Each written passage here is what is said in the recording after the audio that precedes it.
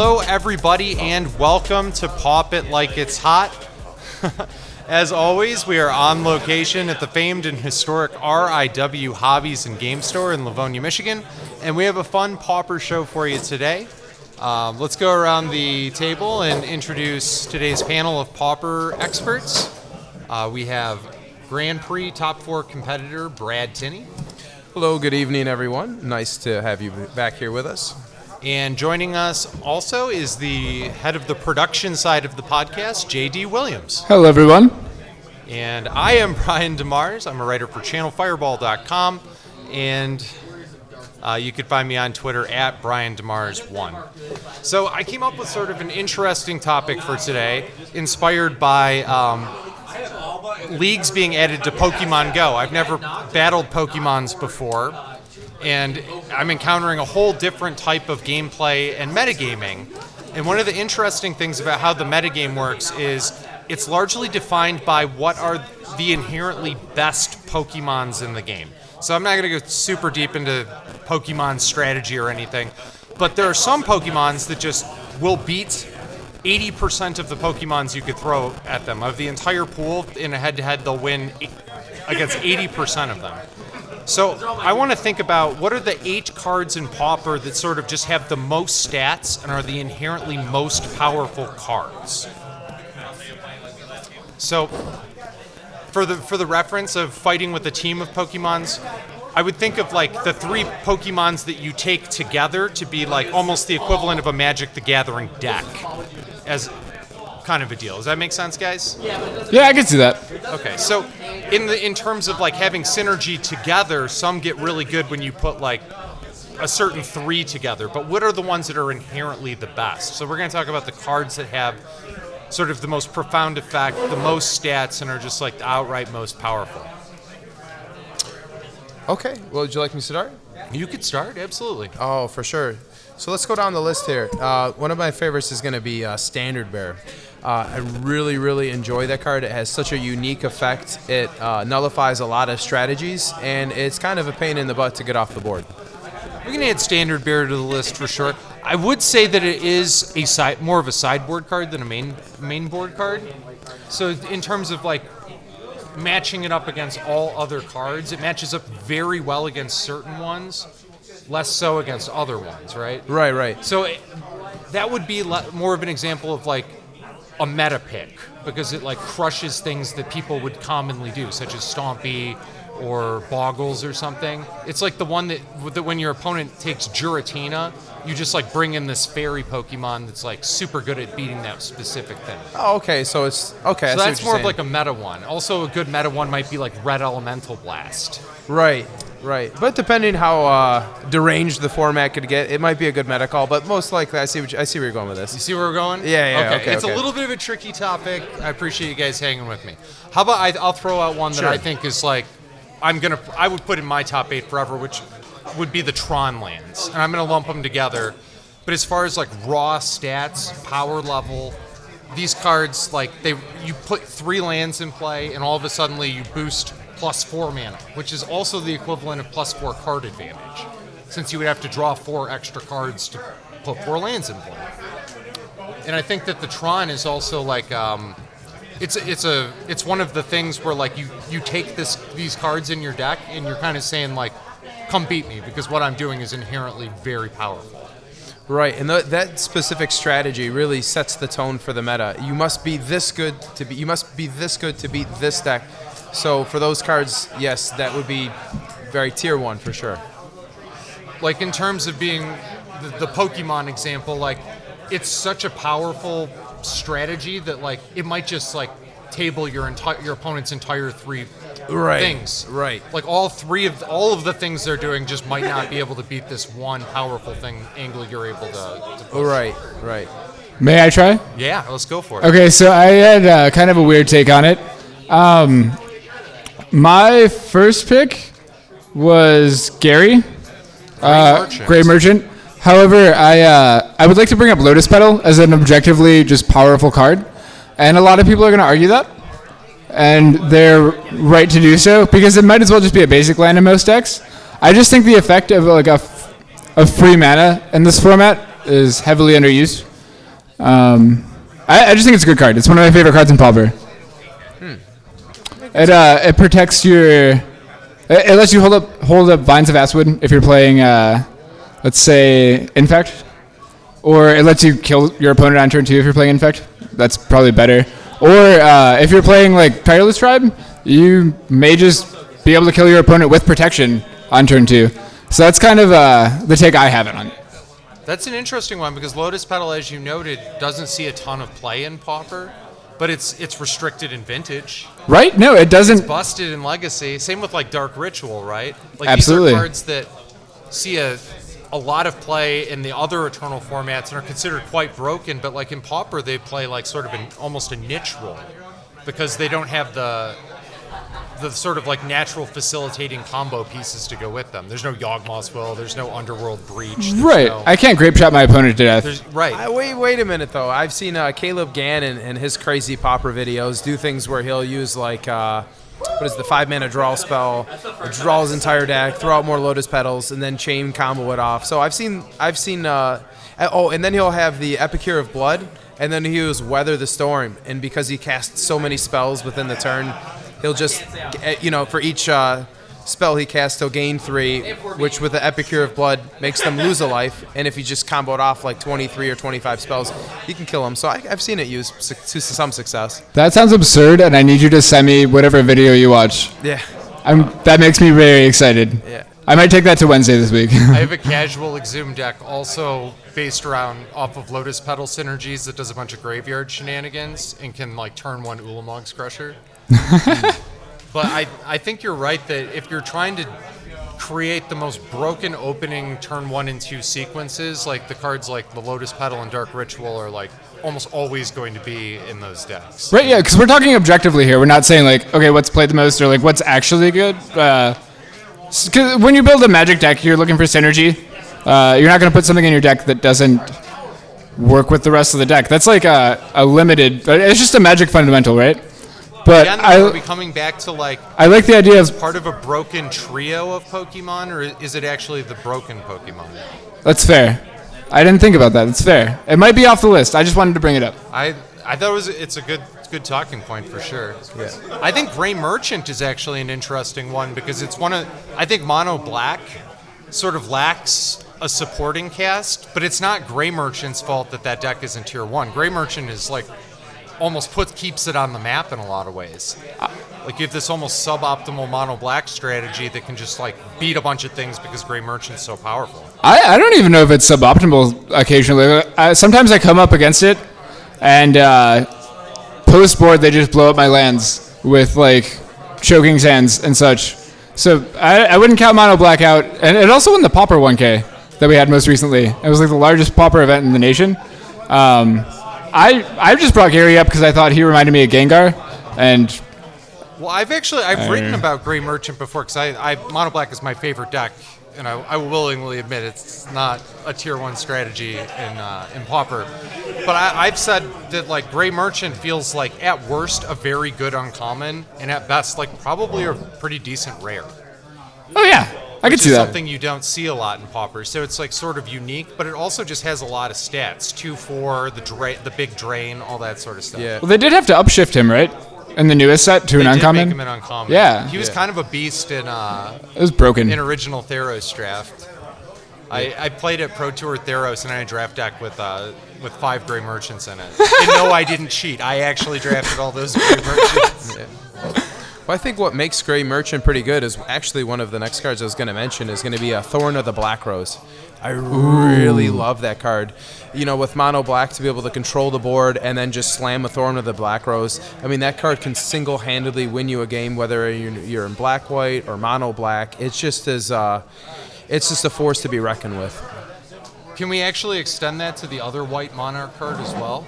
Oh, since they're like kind of the same card. Sure, yeah, for sure. What's the other one called? No clue. Palace Sentinels. Palace Sentinels. There we go.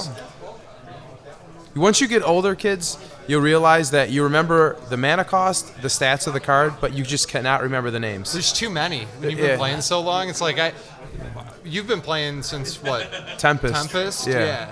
So You remember when you first I remember when I first started playing, I could remember down to like the number of the card, like what number in the set it was. But then like once they started introducing like, you know, the 15,000th new card, you're just like, dear God, like you can look at it and almost instantaneously memorize what it does. But as far as the name goes, it's just like you've got more important things to.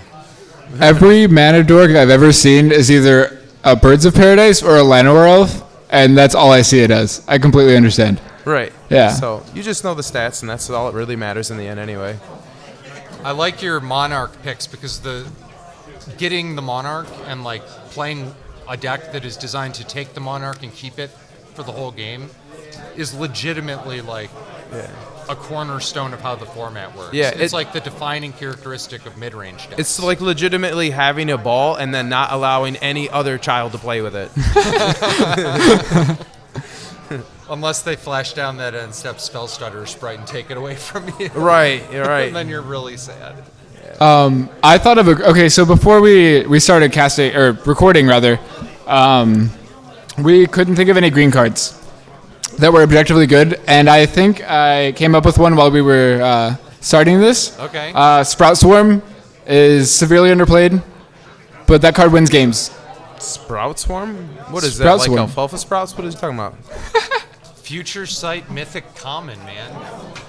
Sprout Swarm. I'm imagining like just like Did you ever draft Future Sight? gnats. It's a common mythic, hands down common mythic. What is it? So it's an instant. It costs green 1, and it has buyback of 3 colorless. And it also has Convoke. Oh, and you put like 1/1s into play? You make a 1/1 Saproling. Oh, yeah. Now I remember it. Yeah. It just didn't really. I mean, you know, those are the kind of cards that are innocuous. Like, you look at it, you're like, it's not so big. Like, kind of like when Tarmogoyf was spoiled. But then once you see it in action, it's like, oh, shit, you know, this thing is absurd. That's a really interesting pick, JD, because I think there might be something to it as far as like stats and overall power level. Now, you already mentioned, and I know the listeners are probably going crazy, like, this card barely even sees play. How can it be one of the most powerful cards? Well, when you look at the Pokemons that are like the ones that beat the most Pokemons in the abstract, there are certain ones that you would be a fool to actually play with. Because people will play, like nobody, like Giratina Altered Form is the best Pokemon in the league I'm playing, and Giratina Original Form is the second best. But nobody plays the original form because the other one is better, and because people play a bunch of things that like beat up on really easily on the second one. So despite the fact that it's like the second inherently best one, it kind of stinks. Right. And Okay. I think that like maybe in this case, like making a bunch of 1/1s while powerful isn't good against like decks that can fog lock you, for instance. Right.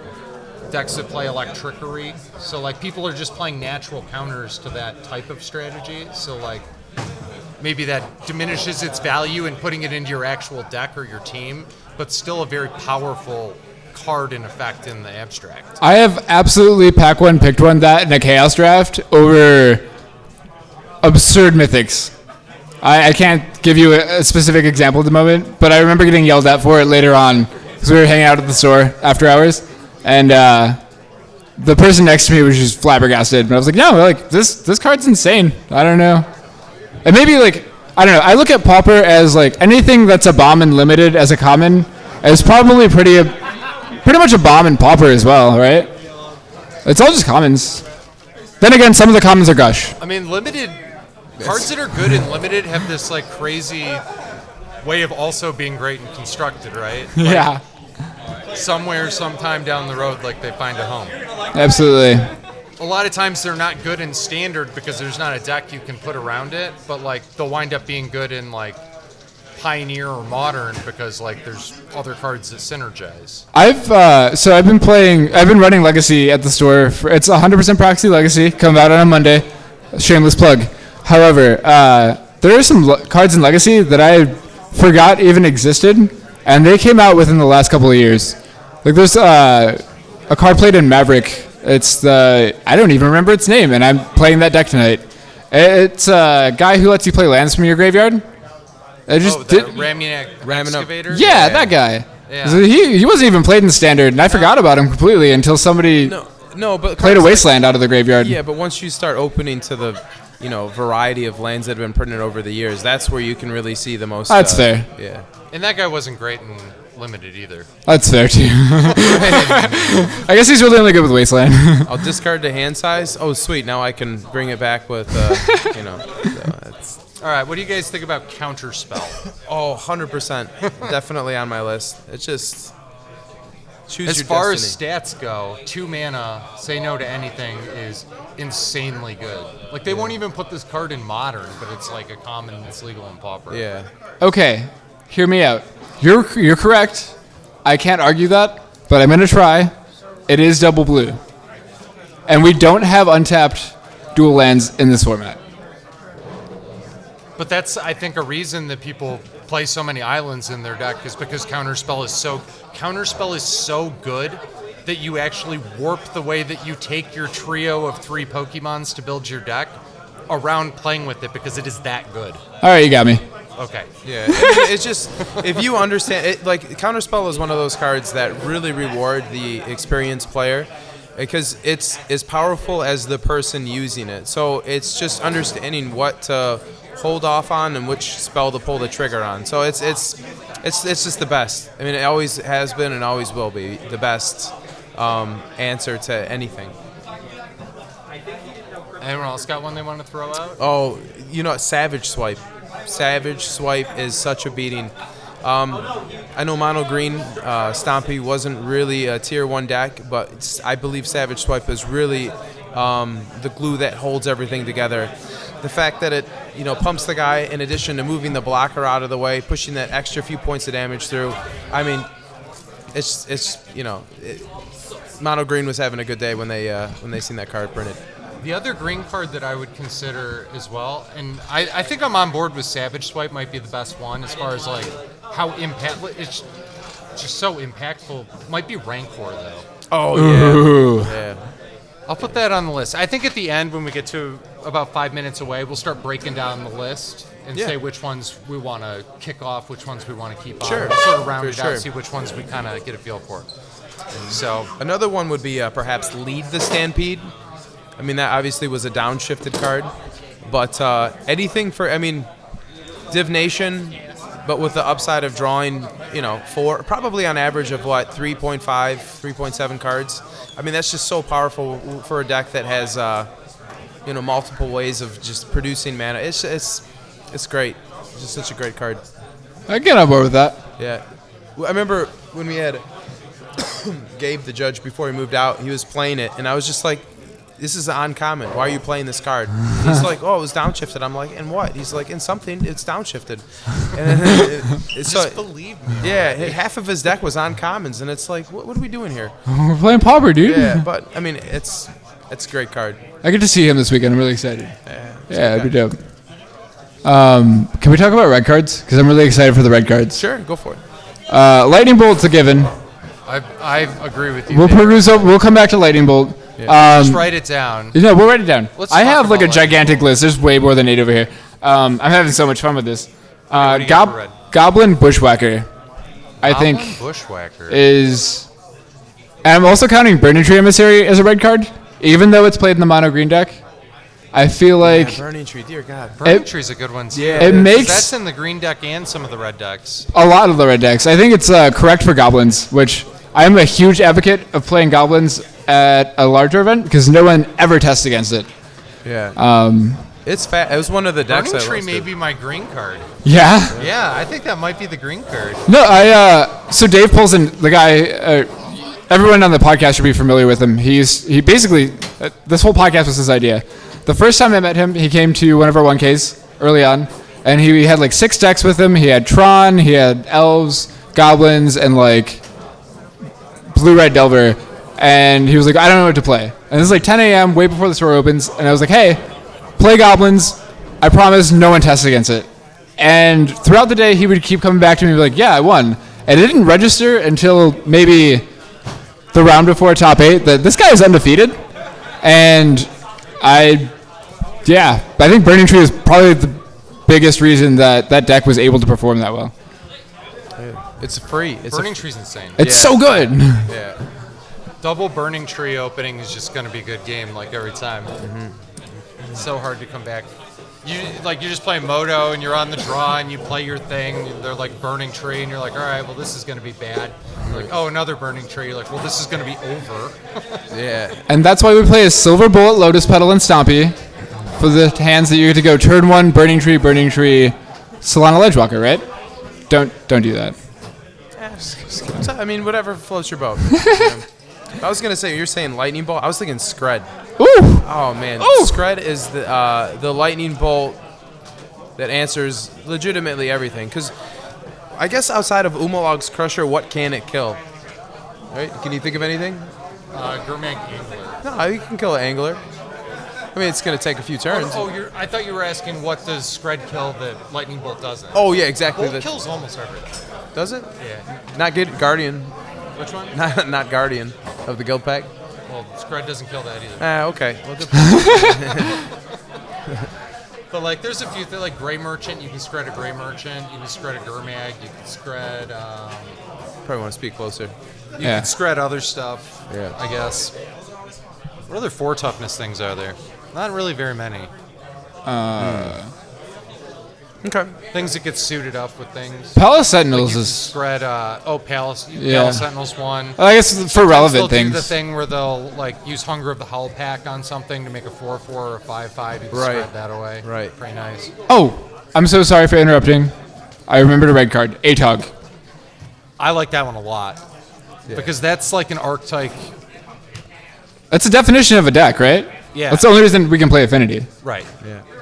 That's one where you take that one, and then like all of the other things you take are just to make Atog, just to facilitate this amazing card. Absolutely. Play all the Timur Battle Rages and stuff. I think Yeah.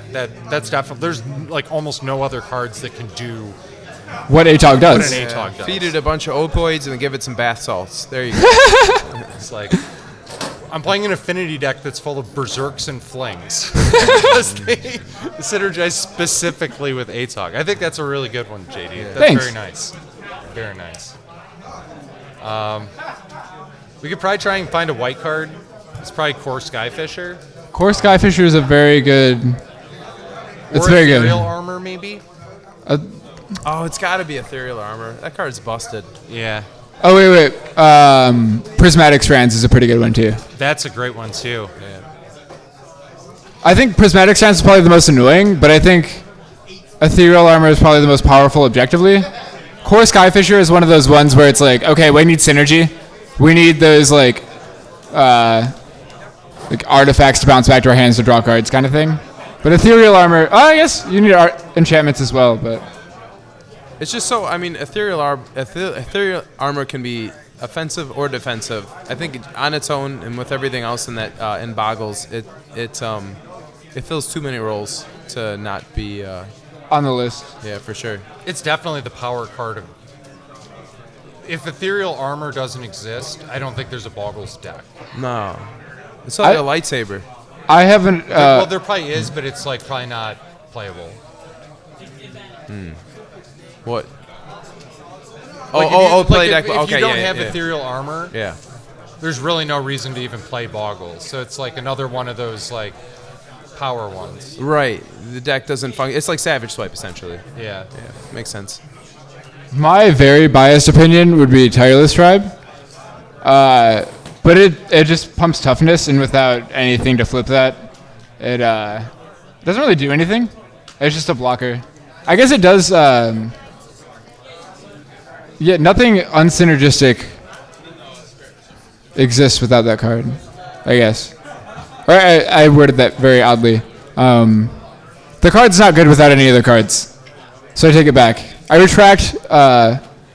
Tireless Tribe, Yeah, I retract Tireless Tribe. not an inherently powerful card. Right, but I'm salty about it. It's a fan favorite. Yeah. What about Mole Drifter? That's my favorite win condition in all of Magic. Yeah. Yeah, I'm not good at it, but it's my favorite thing to watch. If we're going to time and I'm watching somebody die to like just a couple of Mole Drifters in there, perfect. Yeah, Moldrift definitely. So much Body, value. evasive, flying, alternative casting cost, card advantage creature. It's And a Uber combo with all the blanks that are so powerful. Do we want to put Ghostly Flicker on this list? Yes. Or Ephemerate? Or Ephemerate. Yeah. Could we tie them together? Better, right? I think Ghostly Flicker is better in Tron. I don't know if it's better in It's better decks that in. aren't playing Tron lands. I think it's better in the what's it called? Familiar decks too. The fact that I can hit lands, the fact that I can blink my Radiant Fountain is super relevant. Like it's so relevant rather that like I think it pushes it that much farther over the edge. Like I can float mana and then like add more mana after I Ghostly Flicker. Yeah. It inherently Yeah. costs less if you want it It does to. more. It does. Yeah. Yeah. It does more. Ephemerate might actually be the better card overall because it's like the 1 mana deal. That's a 2-for-1. I think a lot of Ghostly Flicker might be piggybacking off of just how powerful Tron is. This objective thing is tough. I like it. This is a cool topic. It breaks down, like you start thinking about it and you make an argument and then you're like, well, but is that actually just synergy or is that power? It's hard to say. Like in the middle of your own argument, you're like, oh wait, I just answered my own question.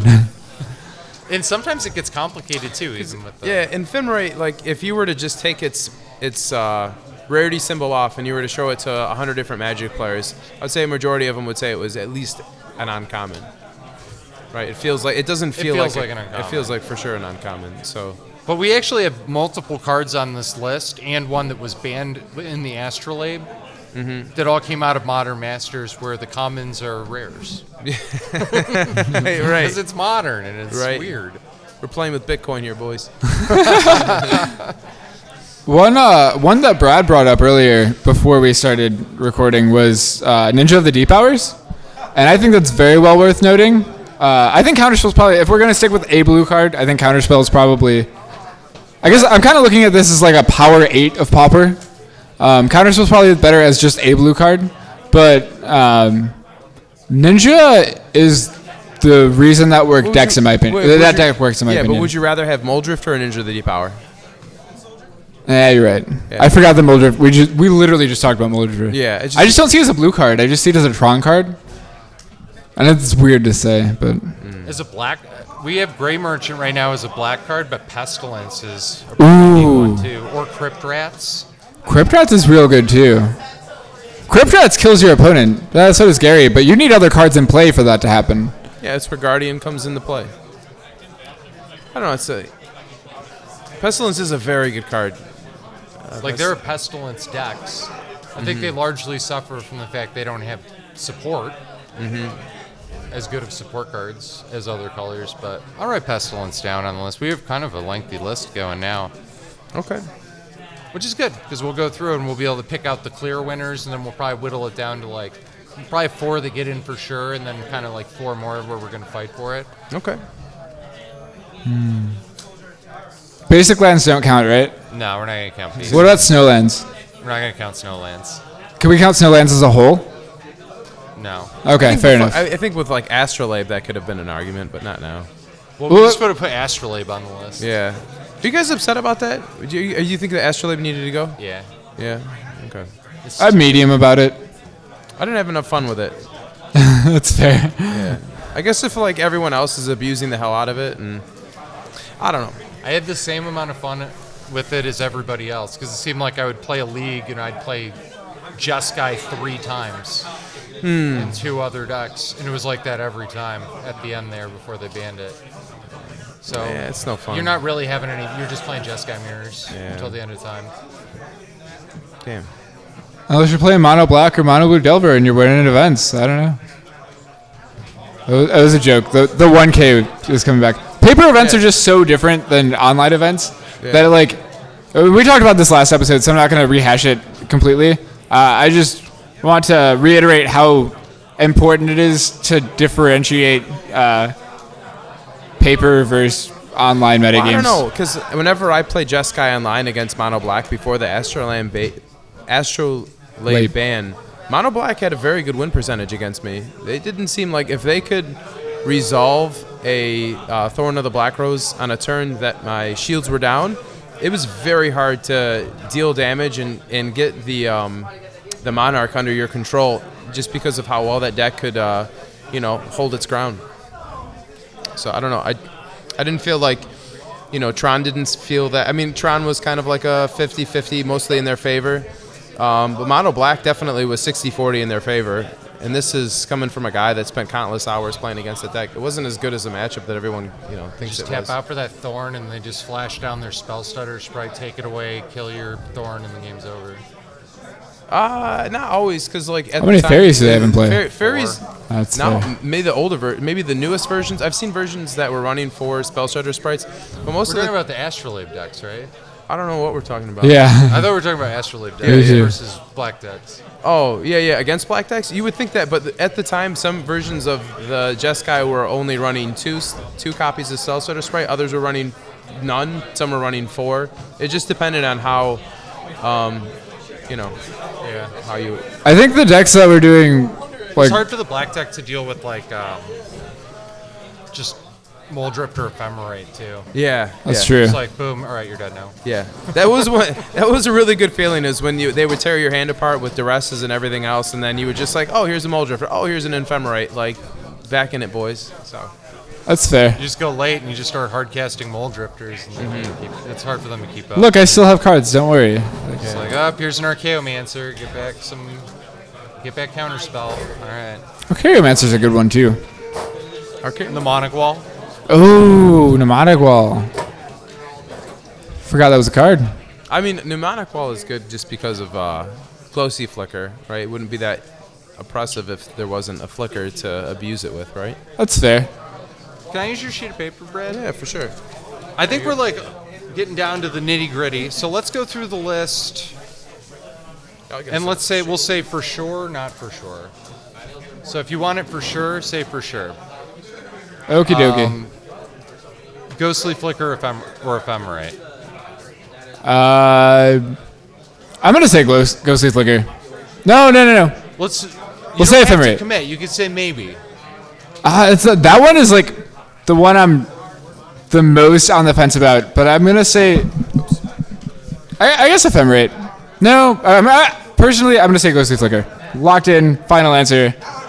Do I win $1 million? All right. Well, I'm not Okay. locking it in. Okay, All three have to lock it in order for it to that's be locked fair. in. Okay, It may be on the list. I'm just not ready to lock it in on the first try. okay.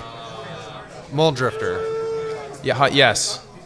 I can agree to that. I'm gonna lock in a Moldrifter.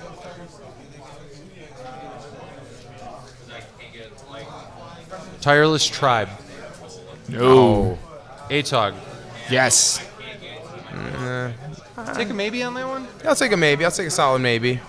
I think it's the cornerstone of a specific deck. Yeah, you could Well, maybe that one. Yeah. How about a Scred? definitely. I'm gonna say no, only because you need to play Snowlands. Burning Tree. Yes. I'm super on board with that. That's my green one, so I'm gonna also lock in a Burning Tree Emissary. Goblin Bushwhacker. Over Lightning Bolt or Scred? I'll pass.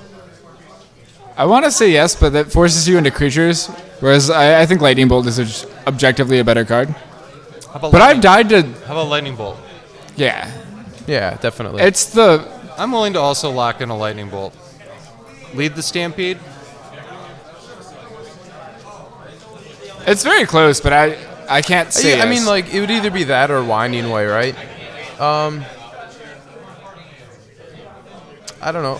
I mean, is Stompy isn't using Lead the Stampede. I'm so- taking a maybe pass on it anyway. Yeah, I'll pass on it. It's a good card, but Rancor.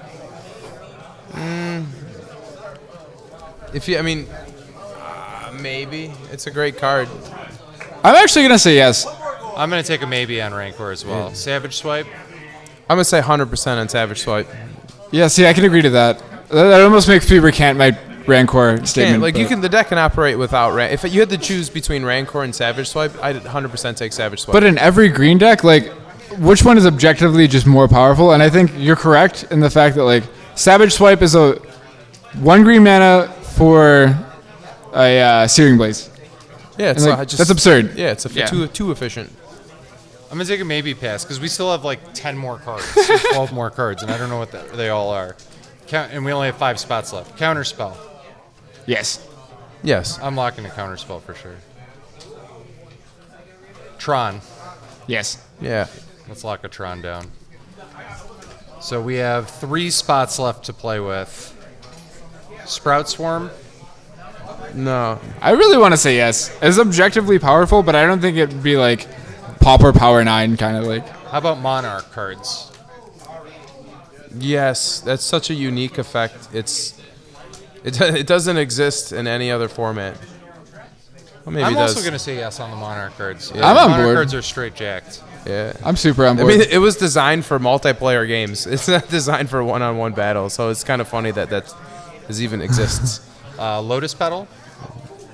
I'm gonna say yes. Cassette tapes and records? No, I'm gonna pass. Fair. Ninja Deep Hours. Nah. I don't think. Merchant or Pestilence. I'd give the pass to Pestilence. It's just a lingering damnation, you know. Grey Merchant's good too, but I feel like it's good because of like Thorn of the Black Rose, not because just 5 mana is so expensive. It's such a. I mean, I'm not saying it's not a powerful card. I'm just saying getting the 5 mana with those decks, while having anything else relevant in play. Like sure, you can chip away the last few points of damage with the Gary, which is nice, so you don't have to attack to kill him. But I don't know. I feel like it's the Thorn of the Black Rose drawing you an extra 5 cards is what ends up killing him. So we're taking a pass on the Gary and the Pestilence for now? Yeah, how many spots do we have left? We have 2. 2 spots left. I might be late on this, but have we talked about duress? Like real quick. We have not talked about Duress. Is duress good enough? Yes or no? Real quick. I'm going to say no. Okay. I'm gonna say no as well, but No, I if feel like it was like worth mentioning. Castigate, exiling our, it. Yeah. our maybe pile, we have 2 spots left. We have 6 locked in. Our maybe pile is Ghostly Flicker or Ephemerate, Atog, Rancor, Savage Swipe, and Grey Merchant. Were the ones that I think or possibly Scred. Brad wanted Scred on the list. Oh jeez, yeah, that's a lot. Yeah. Okay, ignore me. I just wanted to bring it up. And we still have the white cards of Core Skyfisher, Standard Bearer, Ethereal Armor, and Prismatic Strands. Wow. Do we want to lock any of those in, or do we want to narrow it down to like elimination round? I honestly think Standard Bearer might be on the list. Standard Bear? No, I'm willing to retract that one. I don't know. Like after you brought it up, I thought It's- about it. I'm pretty convinced. like- I think if we put like a deranged sideboard card on the list, it would be Red Blast. Yeah, 100%. Like I play 8 Red Blasts in my sideboard. Yeah. Makes sense. Yeah, I would take a Red Blast before I would take a Standard Bear. But it's just, I don't know. From a guy that plays Infect all the time, whenever I see that card, you have to play Gut Shot or Epic Confrontation for that card. And if you do not see either of those cards, you are just dead. If you use those removal on any other spells, you are just dead. You have to reserve it for the... What's our top candidate for white? Is it Skyfisher, Standard? If you had to pick one of the white cards, would it be Skyfisher, Standard Bearer, Ethereal Armor, or Prismatic Strand? I think Ethereal Armor and Prismatic Strands are the Those clear... are my 2 as well. Yeah. I'm on board with this. I'm going to... I don't know, man. The fact that you can flash back Prismatic Strands for free for tapping a critter, that says something. Ethereal... boy, those are both really good. I think I'm leaning towards Strands, honestly. Yeah, I think that's innately a more powerful card. I mean, you're asking me would I rather hit somebody with a mace or an aluminum baseball bat? They're both great, you know. Like, but yeah, I'll give the nod to Strands for sure. Okay, so that leads our elimination round. Comes down to Flicker, Ephemerate, Ephemerate could also be our white card, by the way. That's fair. Strands, Atog, Savage Swipe. I feel like there's one more. Pestilence? Or Gary? Is it Pestilence or Gary? I kind of like having one card of every color on the Yeah, I do list. too. I'll give my nod to Pestilence. I can get on board with that. Oh, we have a black card. We have Thorn of the Black Rose. Oh, hey. It didn't make it? Oh, yeah, we do. Okay. We We have a white card too, then. So because we have a black and a white card occupying the same space and a land, we can just pick the best ones. I think we should do that anyways, but yeah. You're probably right. All right, so we want to put Flicker, Ephemerate, Atog, Savage Swipe. I think those were the top ones. My vote is for Savage Swipe and Atog. But Ephemerate and Flicker... Secret ballot. Okay. Write down your 2. And Okay. whichever 2 get the most votes. We're going secret ballot here. God. Thank God we're not picking which our favorite kid is. We kind of are. We are, in a weird way. So Flicker, Ephemerate, Atog, Savage Swipe, Prismatic Strands. Oh, God.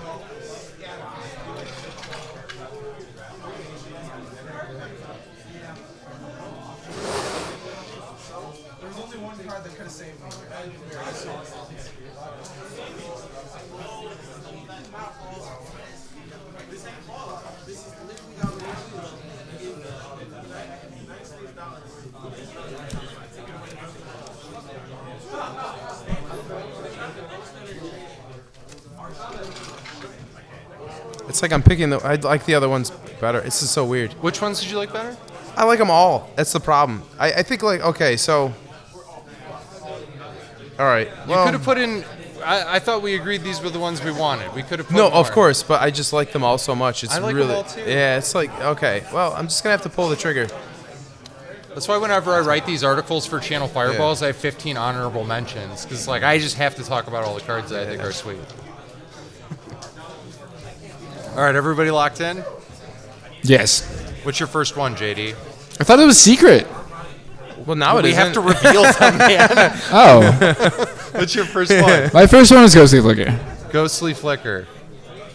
1 vote. What's your first one? Atog. Atog. 1 vote.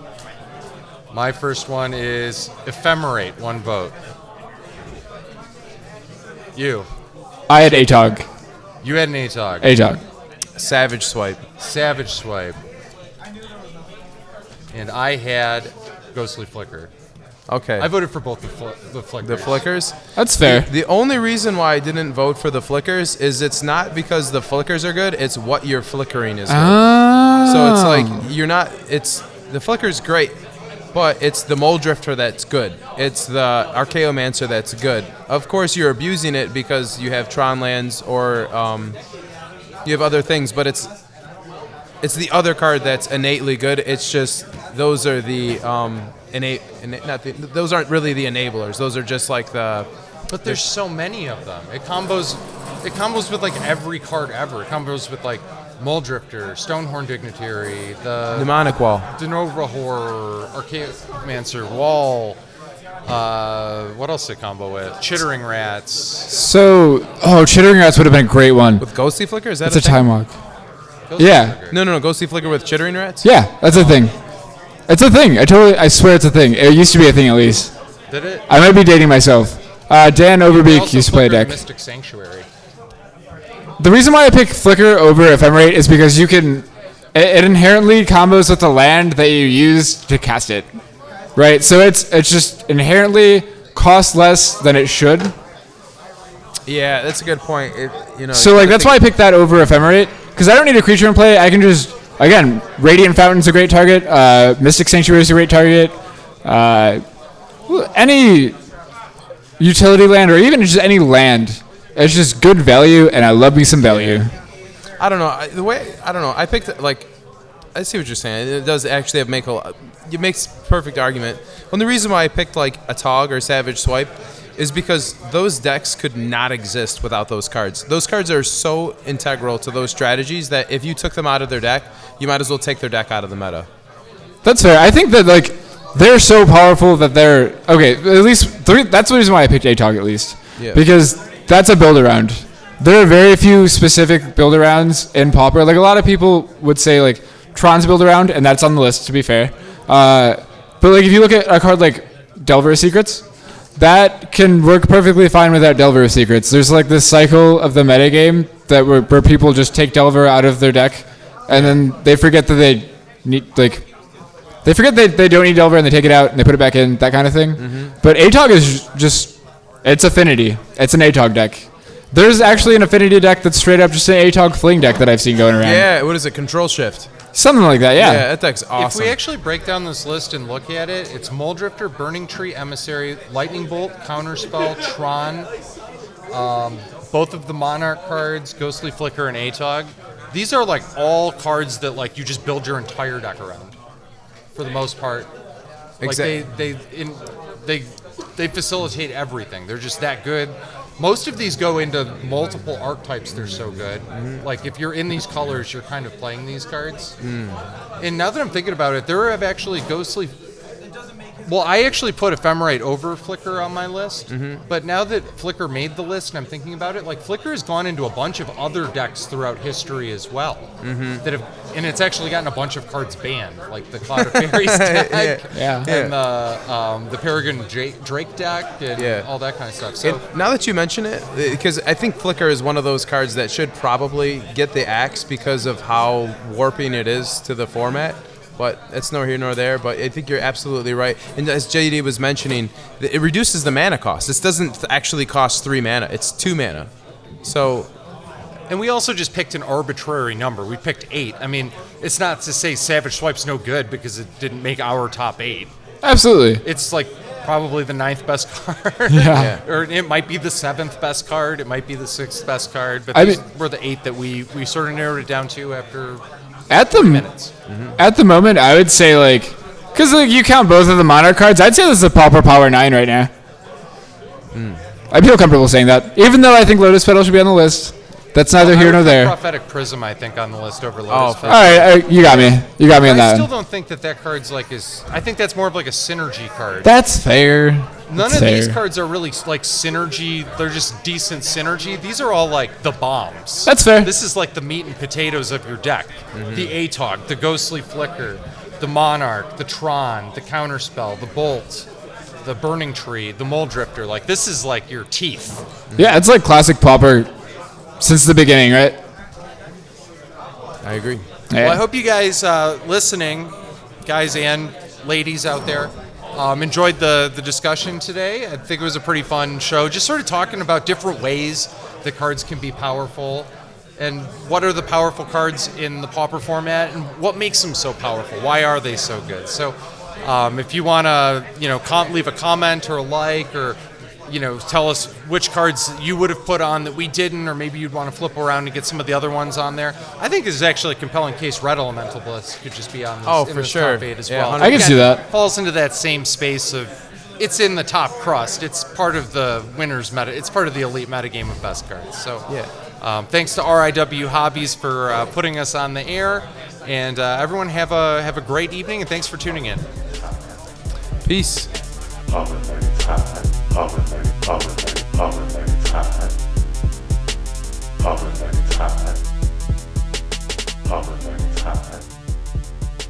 Power